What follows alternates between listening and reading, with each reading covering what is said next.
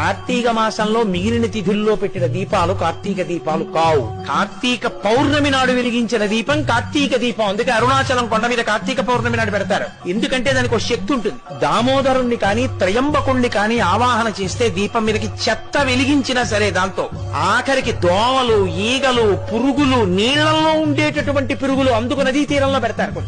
నీళ్లలో ఉండే పురుగులు, చెట్లు కదల్లేవు. చెట్లు వేటి మీదకి వీటి కాంతి పడుతుందో ఆ కాంతి పడినంత మేర కూడా వాటి జన్మ పరంపర పోతుంది, వాటి పాపం పోతుంది. పోయి అవి పరమేశ్వరుడికి దగ్గరైపోయి వచ్చే జన్మలో పరమేశ్వరుణ్ణి చేరిపోవడానికి వీలుగా శాస్త్రాధ్యయనము చేయగలిగిన ఉత్తమ జన్మ కలుగుతుంది. కార్తీక దీపం పెట్టే అధికారం ఒక్క మనుష్యులకు మాత్రమే.